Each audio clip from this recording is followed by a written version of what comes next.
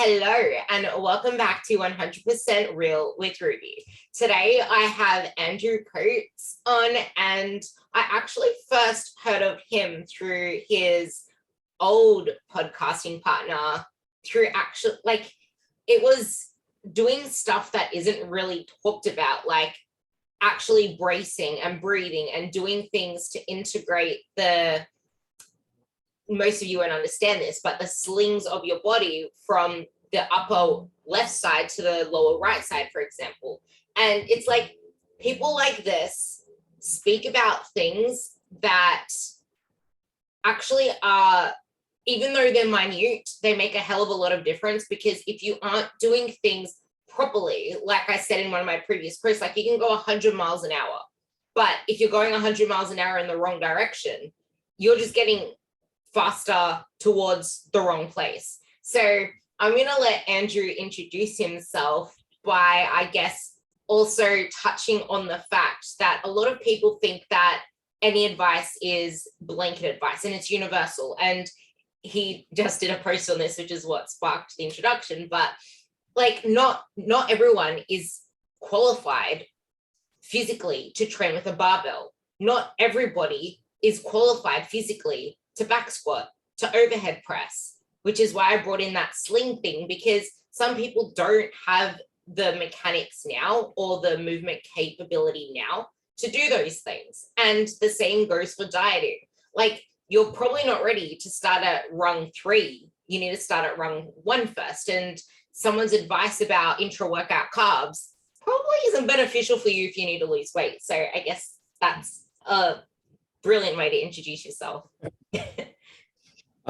Thanks for having me on, Ruby. I appreciate it. So if I've got to introduce myself, I've been a personal trainer for over 11 years. I'm based out of Edmonton, Alberta, Canada. I don't know where most of your listenership is from. I started a podcast with my good friend, Dean Guido. So that's who you're referring to. I know he was big on a lot of that stuff you just described. That was almost 5 years ago. And that turned into him and his wife. They had a baby, so he left the keys to the kingdom to me. So I rebranded the podcast, so the Lift Free and Diet Hard podcast now. That along the way, it turned into a lot of traveling, networking within the industry. That turned into writing opportunities. So I write for T-Nation, I write for Generation Iron, I've written for the Personal Trainer Development Center, Barbend, a few others, more to come. And it's turned into a lot of brand and media, and that's turned into presenting at some conferences. Like I recently just spoke at Kabuki Education Week, which is a big virtual conference. So it's kind of cool. To what you were saying, we could even start there about the not all exercises are suitable to each individual person. It's the proverb, fit the exercise to the person, don't fit the person to the exercise. And I think barbells are a great example. They also tend to get a little bit maligned. You'll see a lot of posts on social media about, oh, not everybody needs the barbell back squat. Well, kind of true, but how does that help someone? Well, a lot of the clients I work with, I start with a goblet squat. Now, we have a lot of different messaging in social media, and I'm of different minds in different contexts. On one hand, I don't believe in policing what other people are saying. Some of the messaging around fat loss, for example, a really good thing, that there are people out there who are looking for safe, healthy, effective habit, lifestyle change behavior, and they're looking for fat loss. And we have marketers on one side and charlatans who are pushing and advocating for yo-yo dieting and extreme stuff that's not helpful. And then on the other side, we have this almost malevolent tribe who are in total denial of the reality of the universe, who decry the medical science behind the relationship between the amount of body fat someone has and their long-term health outcomes and risks. And that's not really helpful either, especially when that particular tribe are very nasty in policing any insinuation. Some of it gets branded under, anti-diet culture stuff. And honestly, there's some people who do a really nuanced job. Sohee Lee had a wonderful post just at the end of last year to navigate the nuance. And even then, Sohee does it better than anybody. She still kind of had a few of her followers go at her because they're just completely intolerant to the suggestion that anyone should ever or would want to ever lose weight. Like, holy shit, how are we there with our society? Similarly, when it comes to the exercise science, we have a tribe that is built up around, if you move slightly wrong and you have anything heavier than a pencil in your hands, you will break. And you have a lot of language that creates fear, language around people being dysfunctional. That's not helping anyone. And then on the other flip side, we now have this extrapolation of some research that's gone off in a really ridiculous direction, where people are basically saying and vicious about, no, form doesn't matter. Now, come on, we know intuitively. If you've ever coached anybody, we know intuitively that's complete horseshit too. So if anybody listening, we're starting off in kind of a heavy topic, but if you're noticing, you get these tribal battles between groups within the fitness industry, or if you yourself are a fitness professional, well, one of the worst uses of your time is to fight those battles with other fitness professionals, because it does nothing to help the end user, the person who we ostensibly say, how many fitness professionals say, oh, I don't care about the money, I just want to help people. Then why the hell are you arguing with other people about these complicated, nuanced things that you probably don't even fully understand the depth of? So get out of that space, get off of arguing amongst these political or ideological tribes on Facebook, and work on your business and actually communicate with the person that wants your help and needs your help. So that's the best piece of advice I could give any fitness professional. And if you're the end user, and Ruby, I don't know if your audience is more trainers or more enthusiasts. All women. Well, we'll try to speak to everybody.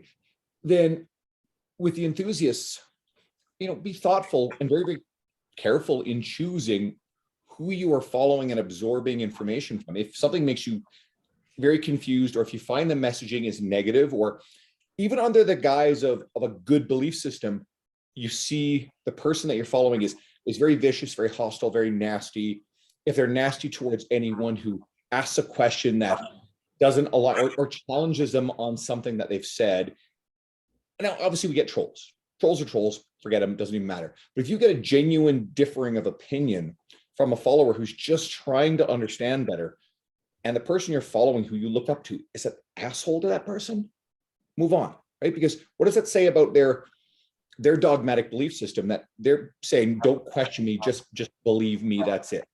And I don't think that's healthy either.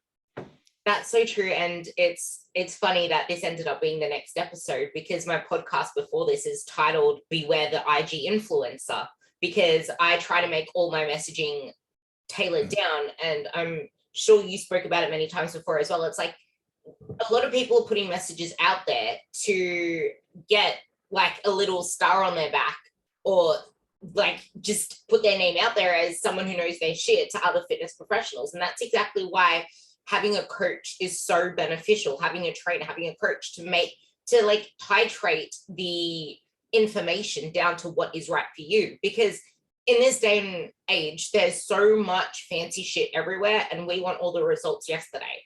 People want the pretty stuff that has become so focused on weight loss.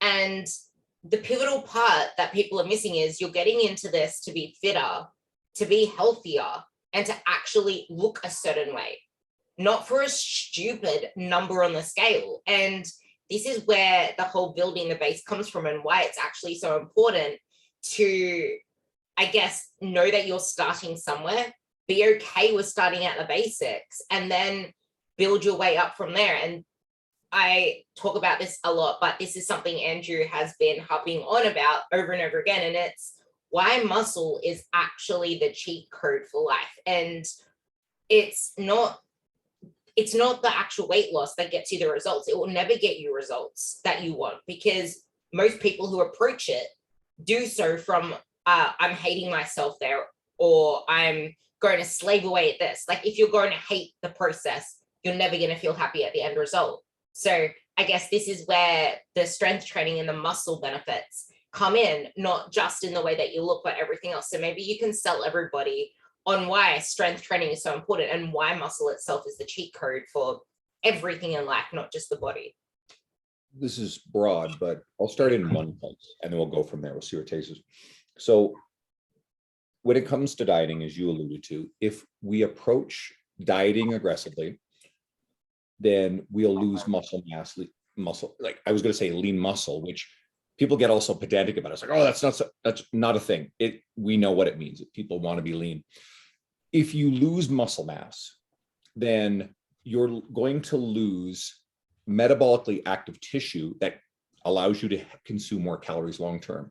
If someone goes through several cycles of relatively aggressive dieting and muscle loss, only then regain the body fat quickly, over the long run, they may actually weigh the same or more and have a lower muscle and therefore a lower metabolic rate. So that's the danger long term. That's why people get trapped in that.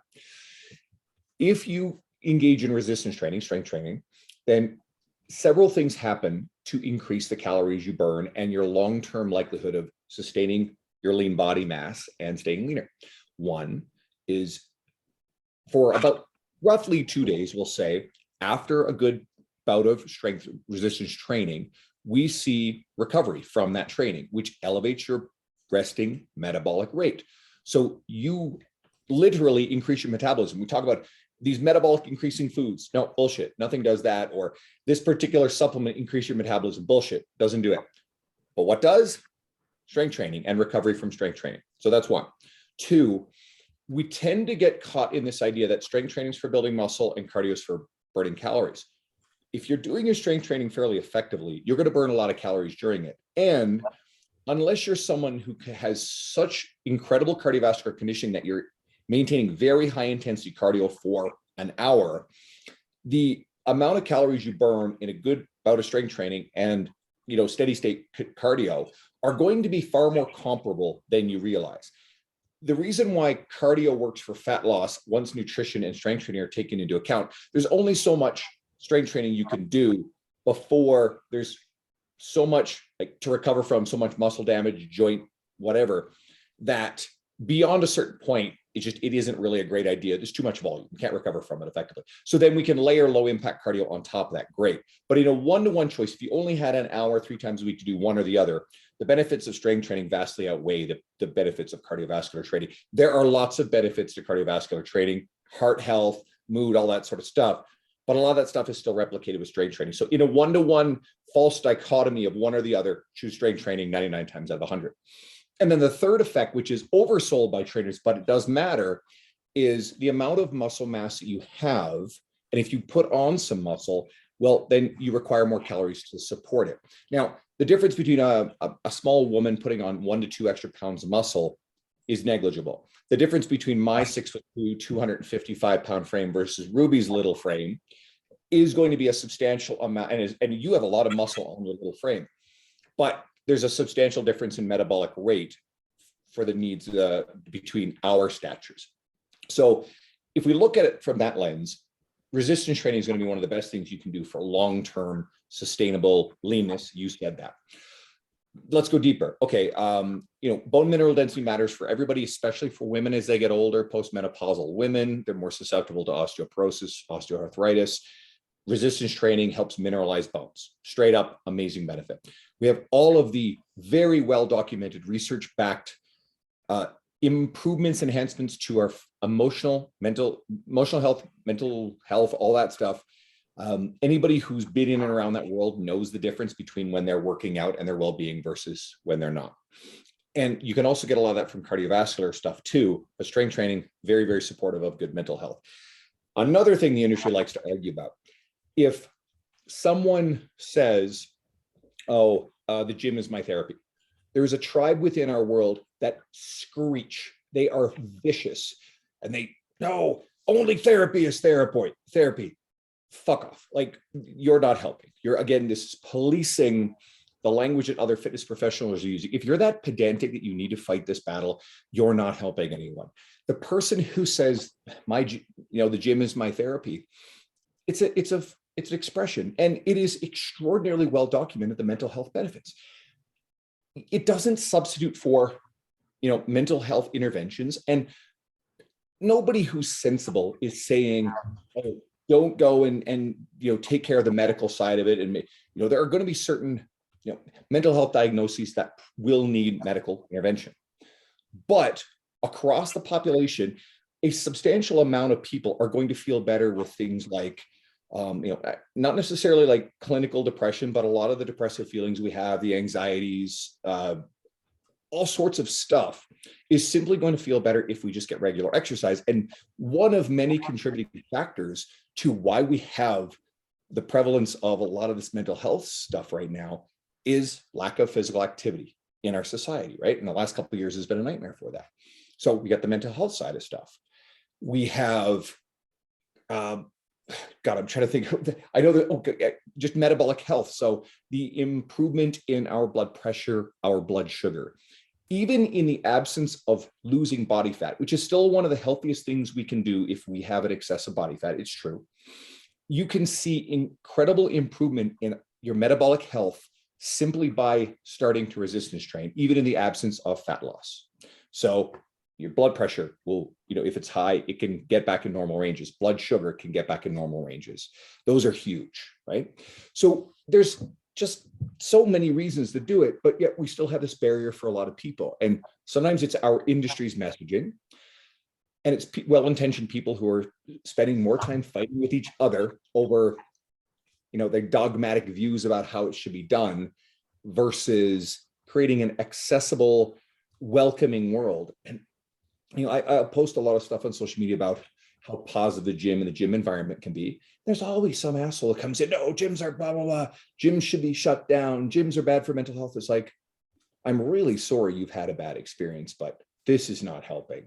You're just screaming, and you're not creating an impression that there are a lot of positive things out there. Yeah, people can have bad experiences in gym environments. There are bad people, selfish, stupid people, and there are gyms that are not good environments for everybody.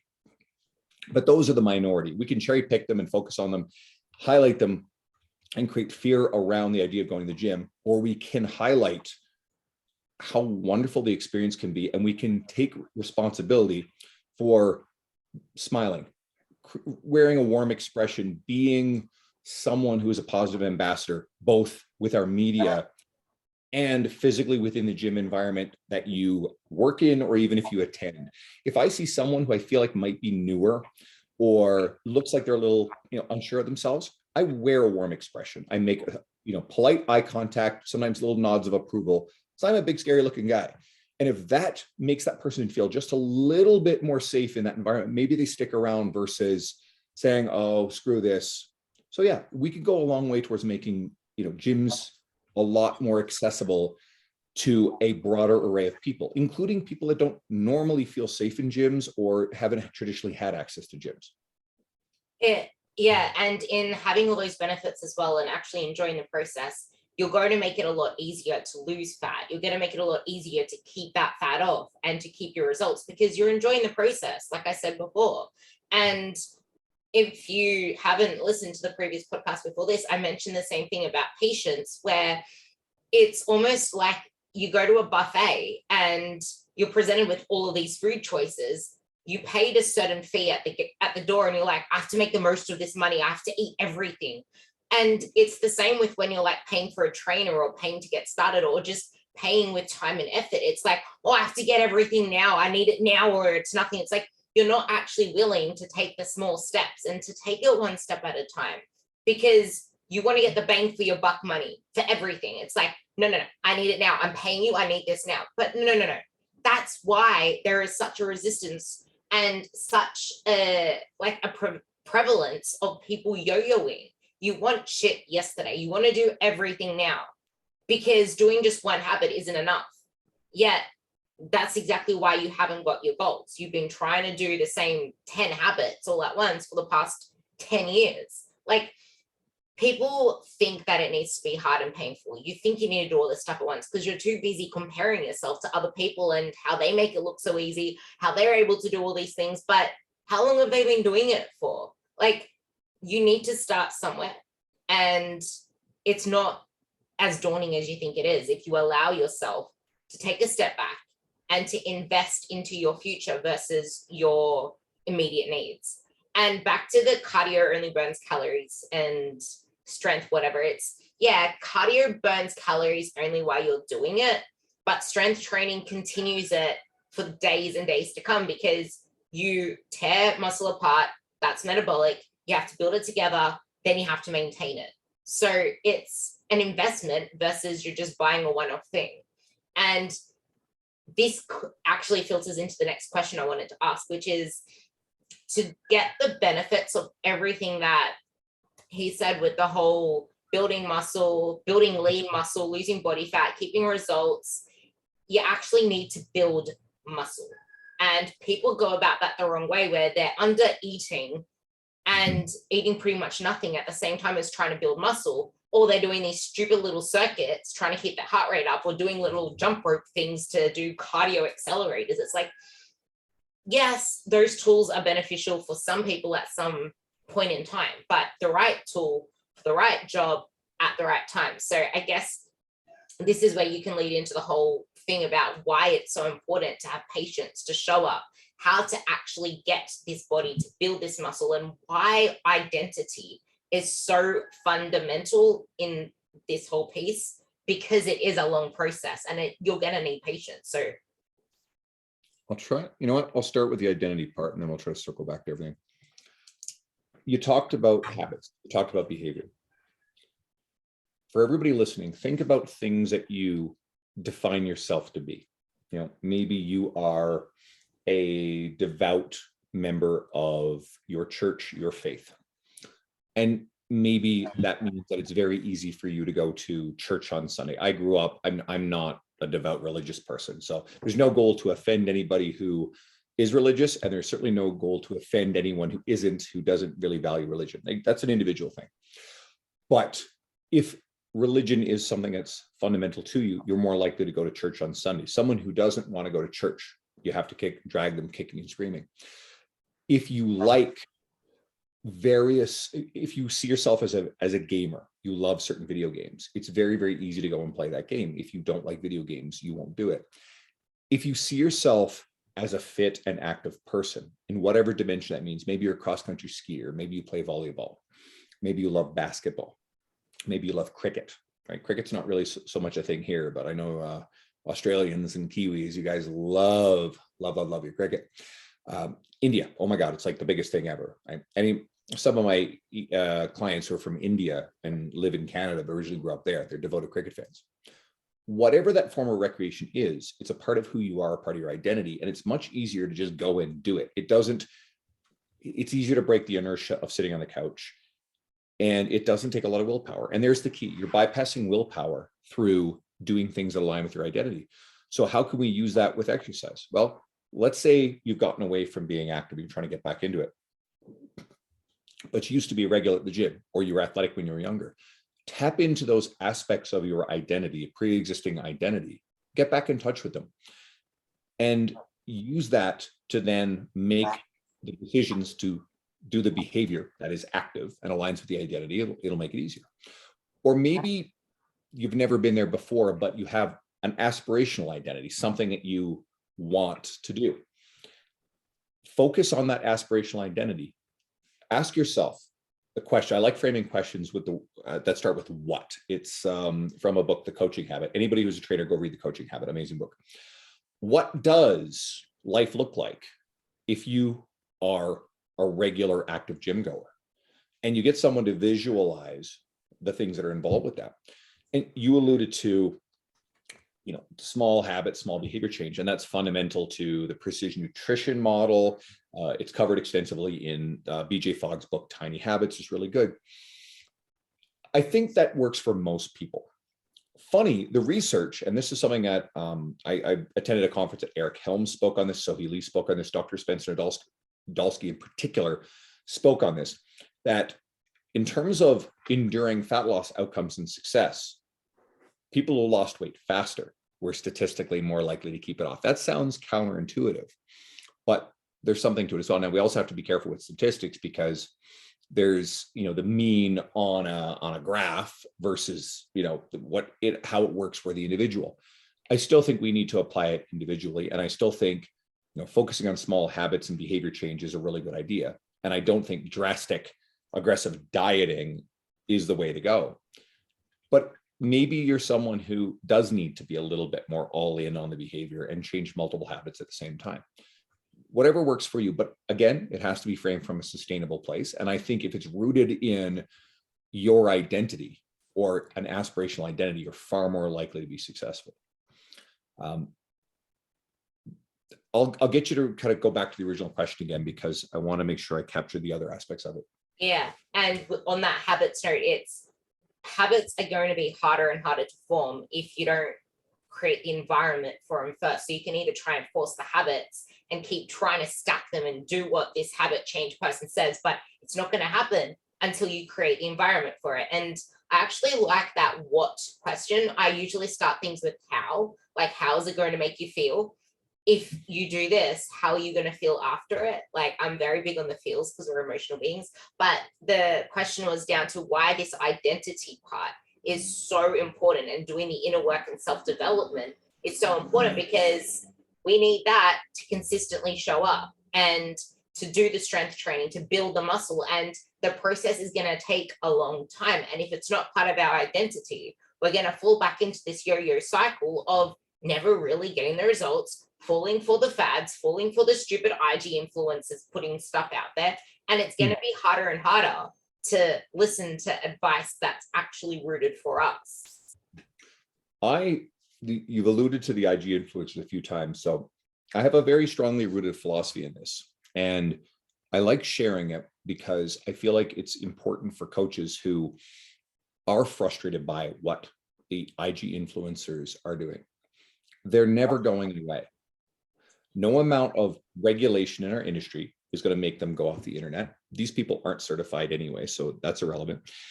And again, us focusing a lot of our time and thought and energy and attention on them and what they're doing and their messaging and policing it doesn't accomplish anything. So I'm a big believer in this. Do a better job of it. We can learn from what they're doing, but not use unethical tactics. We can do it with integrity. We can create relationships across the industry. We can double down on our own brand and our own media. And we have to be patient with it. It is no different. It's a perfect analogy for changing our physique, our body, and losing weight sustainably and changing our lifestyle. And it can be rooted in identity. I'm a big believer in breaking down self-limiting belief systems that fitness professionals often get rooted in. I did a presentation on this recently. I once believed as a gym floor trainer, I could never be the person who spoke at conferences. I looked up to those kind of people. I'm like, oh, wow, this is this elite tier in the industry.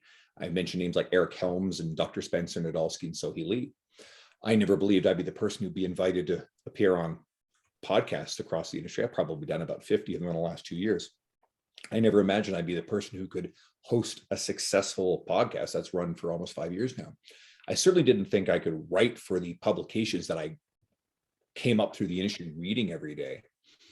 And yet here we are, because I started challenging those belief systems, and I started meeting some of the people who I had looked up to and saw that they were normal, everyday people.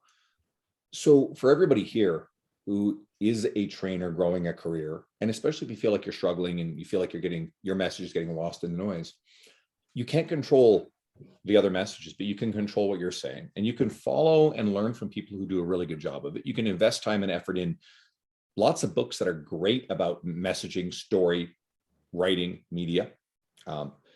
Message me on Instagram.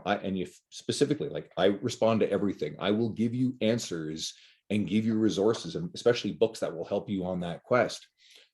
Take ownership of it. We talk with our clients about personal responsibility, and that's almost a taboo way to say it. It's almost like it's politically incorrect to tell people that they have to take personal responsibility. That message by itself doesn't help without talking about identity and habits.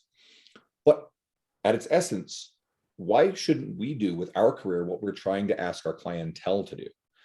Take ownership, personal responsibility of our brand, our messaging, and taking all that experience and knowledge and everything that we've done to help the clients in front of us onto a broader medium, be it your podcast, Ruby, or your social media, or writing an article and a blog for your website, and being patient with it, but persistent with it, so that way it grows and grows and reach more people.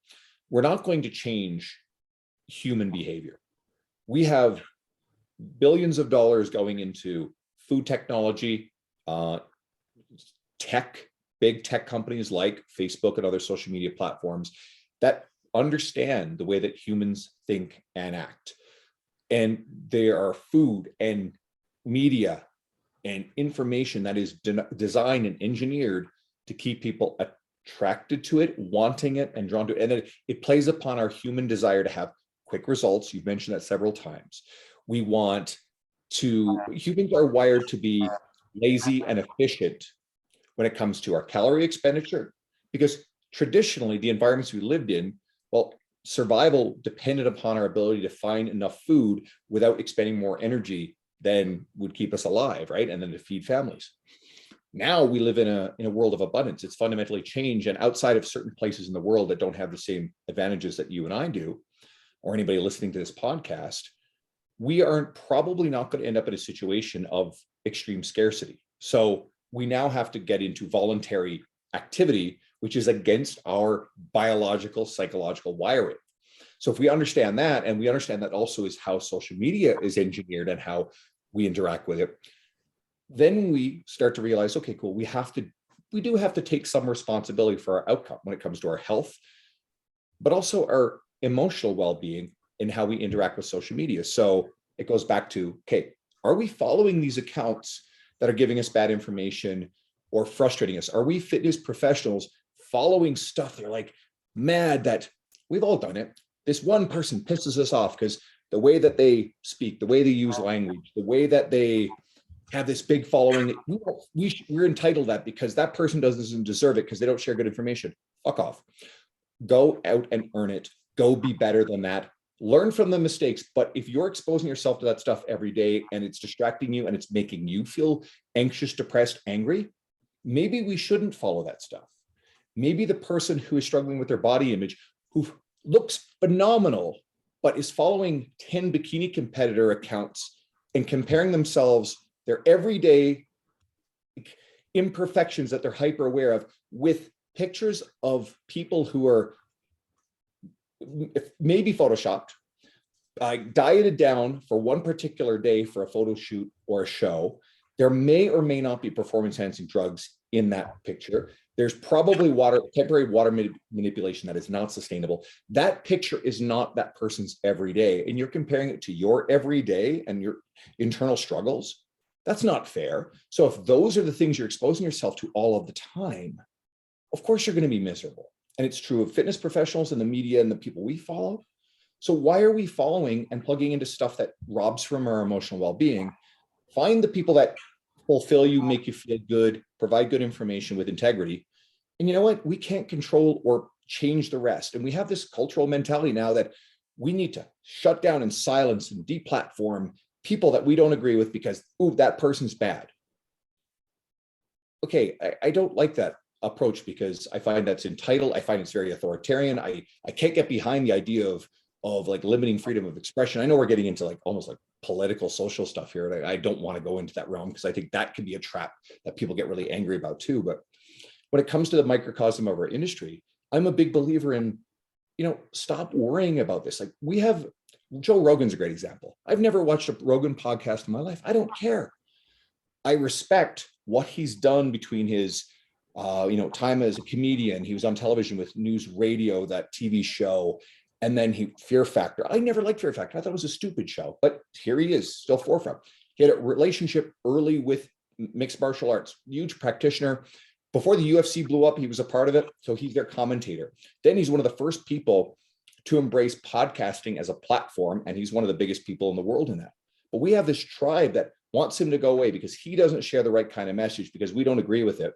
And we have a whole bunch, and there's going to be someone listening who's going to get mad. But hear me out.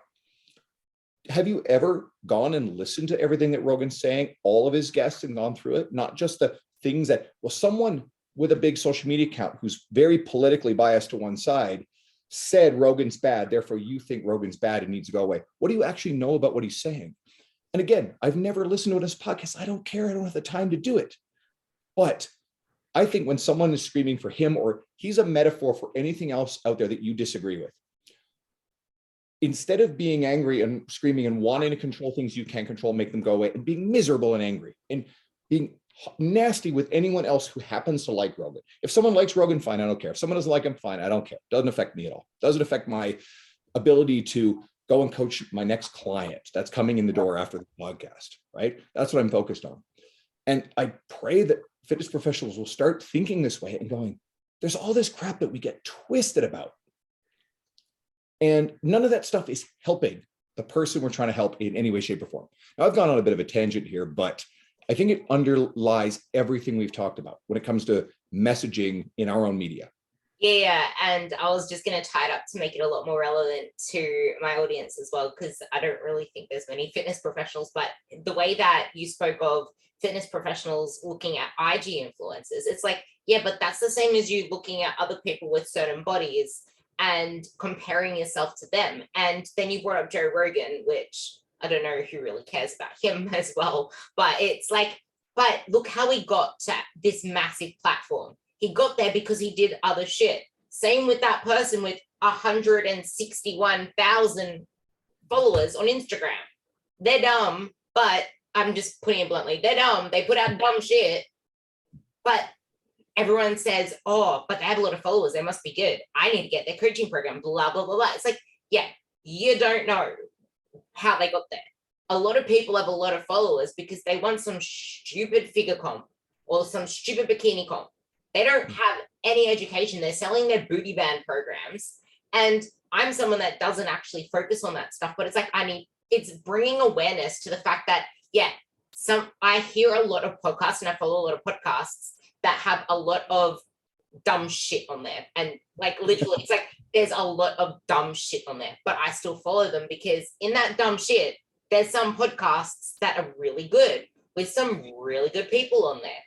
But it's like, that's not something that a normal person can actually like be able to filter through, because you don't know any better when you listen to these podcasts. And that's why I try to filter down my messaging to be only with people that I know it's not evidence-based, it's evidence-informed, because you can't just go off what's written in scriptures. Like, there's other things that you need to take into consideration. And I know that Lauren Bennett says it all the time because I did his graduate diploma. His thing is, we're not evidence-based, we're evidence-informed. We use the evidence to apply to the actual person in front of us. And there's a lot of factors to take into consideration. And this is why, going back to the thing we started the whole conversation on, which is where the link comes in, it's like, yeah, but advice for one person isn't the right advice for someone else. Like, really good advice is terrible for some people, and terrible advice might be exactly what someone needs to actually get started and then learn and then shift their thinking one way. And I actually had a podcast with Marcy talking about identity, which I'm about to put up a video and I'll tag you in it after. But bringing up this identity thing, this is why we need to have boundaries on our life and have non-negotiables in regards to, okay, this is my training time, I'm showing up to it. This is how, like, John Goodman put up that post about how everyone makes a big fuss about someone trying to change their life and eat healthy, but they don't bat an eye when they're grabbing a burger from a burger joint. It's learning to change your identity one habit at a time, creating the environment for it. But first, like you said, you need to believe that you can do it. Because if you come into it like, I've always failed, well, how are you setting yourself up for success? You're gonna shoot yourself in the foot before you even get started. Like, you need to let go of those limiting beliefs and be willing to challenge them. Be willing to shift your goalposts from all the way over here to just getting started. Like, getting started in itself is a goal. And then the next day, and then the next day. And something we both talk about are trade-offs. Like, yeah, okay, there's a message out there saying you can probably eat the donut, but maybe it's not really a good thing for you right now, because the trade-off is going to be, it's going to lead to binge eating. It's going to lead to more cravings. Like, there's trade-offs for everything in regards to your training, but also in regards to your nutrition, in regards to anything that you do with time, with money, with satisfaction with your food. Like, it's being aware of all that stuff, which is where I kind of wanted you to bring in the boundaries and trade-offs and how it does relate to everything altogether. You made me think of one particular aspect of environment that we sometimes forget about. You know, an essential part of creating habits and lifestyle change is shaping your environment. There's a concept in a book called Nudge by Richard Thaler, and I can't remember the other author. It's called Paternal Libertarianism, a goofy name, but it's really just about choice architecture, about are the cookies in the pantry downstairs or are they on the counter, and the amount of effort it takes to go get them, that sort of thing. Or I'm a big believer in, okay, well, if there's I want to be careful about using language around like trouble food, but if we have food that tends to be trigger food, then we shouldn't have it in the house. Maybe we have to make more effort to go get it if we really want it. Those are good examples of controlling your environment. But another aspect is navigating the people. Now, people are a lot harder to control. In fact, trying to control them isn't really a great idea, but you may have to set boundaries around people. You mentioned John Goodman's post about why no one bats an eye if you have the cookies or the other unhealthy food, but you start doing healthy behaviors and you start getting pushback. It's because your effort to better yourself and focus on your health and be active and eat better makes people around you uncomfortable, because it makes them hyper aware of their own inability to do those things that they deep down know would make them feel better. And that's when all of a sudden in the office, donuts start showing up and you hear language like, oh, live a little, oh, just have a drink or whatever. It's because those people are sabotaging you, whether they're doing it willfully or subconsciously. They want to make the discomfort go away, and you've made them uncomfortable because of your efforts. So if you start by recognizing those kind of behaviors and having boundaries around them and just saying, I mean, sometimes you have to tell someone straight up to fuck right off, but sometimes it's just as simple as, no, thank you. You know, I would really appreciate if you didn't offer me this. I'm very serious about, some lifestyle behavior change, and I don't want to be asked, to have a donut. And if someone were to ever use language like live a little with me, I would tell them straight to fuck off. I have a good friend, we're having a little bit of a disagreement of things these days, I haven't talked to him, but who occasionally, when there's a night of drinking or whatever, he likes to drink a lot. If I have decided my night's over and I need to go to bed, he will start calling me a pussy and start using this sort of language, and I'll tell him, fuck off, straight up. And it's a very literal example of this sort of thing. Now, we're always fine, but I know my boundary around that sort of thing, and he's terrible with it. Okay, but at least I'm comfortable saying that, knowing that it won't damage the fabric of the friendship. But yeah, we often have to look at, okay, we have a household. Oh, the husband is always the one bringing in the crap food because he wants to eat it, but the wife really wants to take her nutrition seriously. Or is he bringing in her favorite treats despite her efforts because he knows that when he brings those treats in, it makes her happy, and she's also enabling that sort of behavior too. So there's things that the wife in this example has to communicate, but there's also things that the husband has to do as well. There can be some situations in shared environments with family that can be really problematic if you've got a person who's just going to bring that kind of food in anyway, and that's it. And sometimes that person is a saboteur. I've worked with clients. I have one old example where the one spouse, one partner wanted to, get in better shape.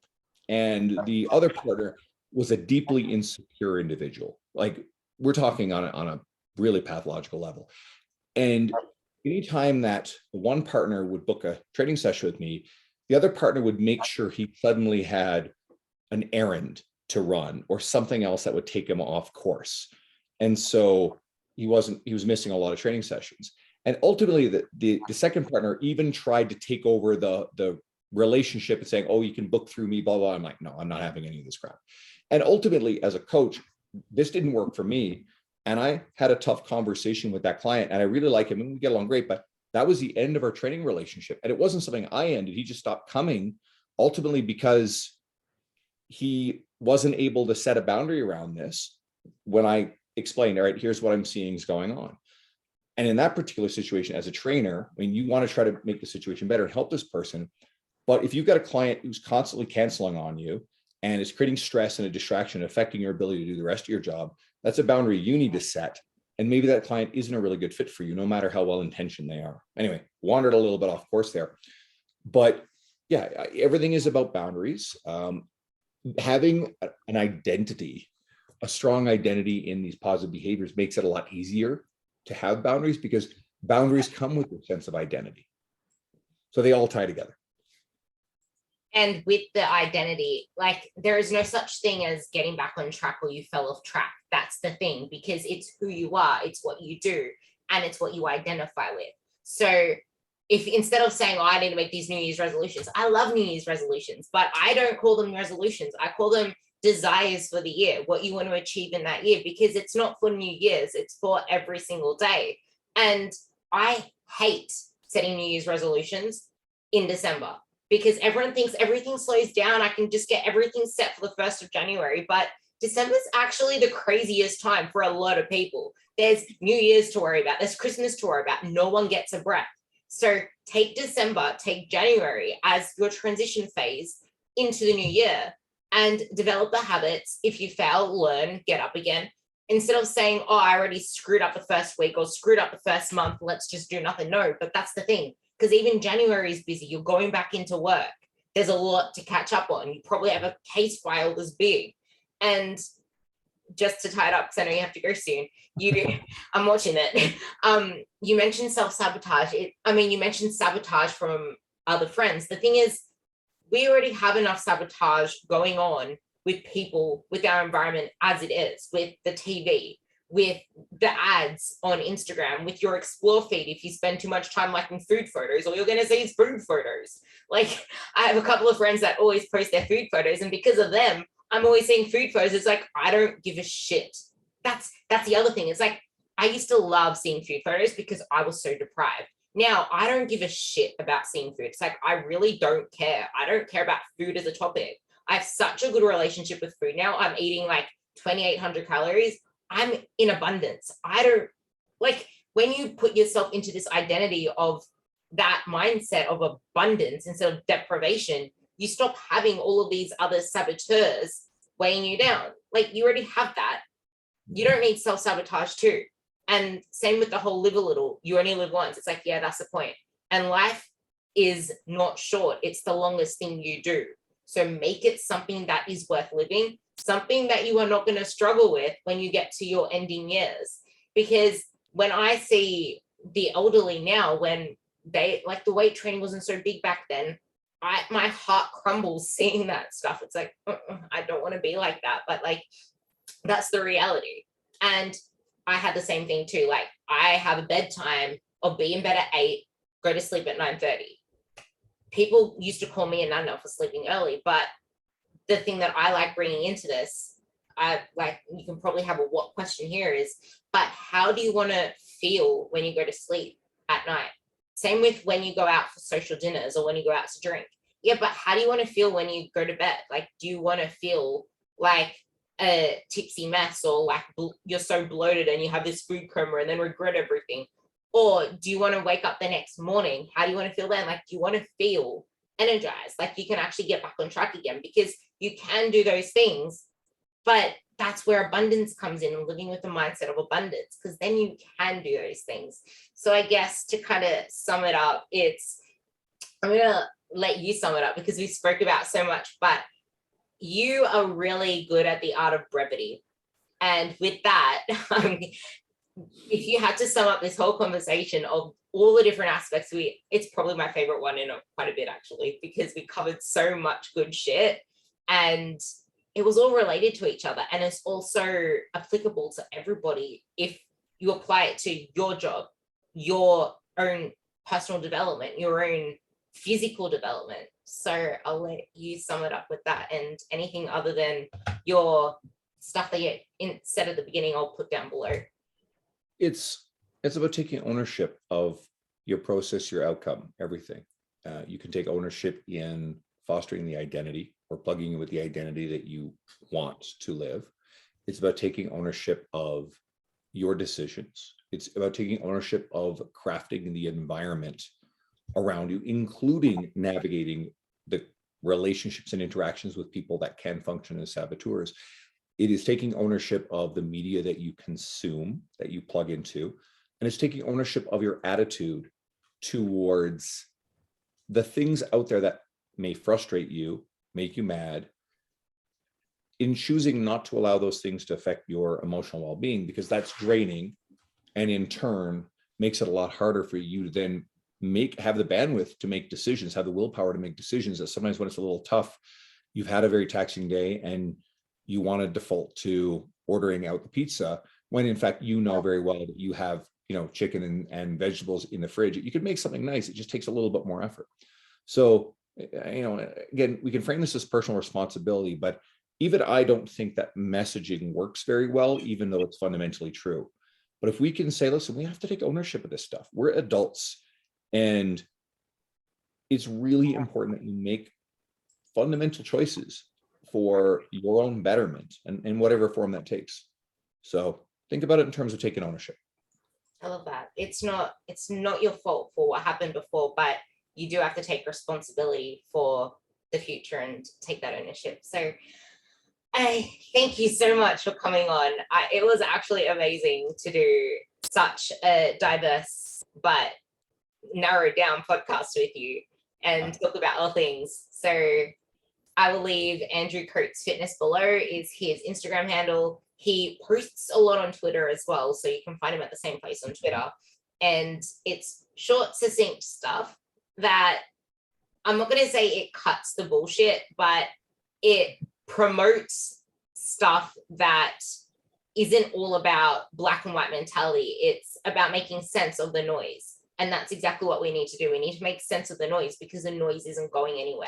It's not going anywhere in our friends, and it's not going anywhere in our environments. So with that, I thank you so much for coming on. Thanks, Ruby. I really appreciate having me. And like I said earlier, if someone has questions, all roads to all my other media lead through Instagram.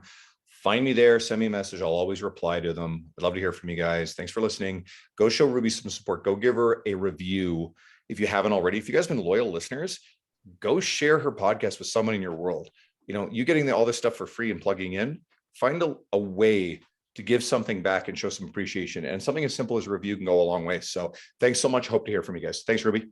Thank you.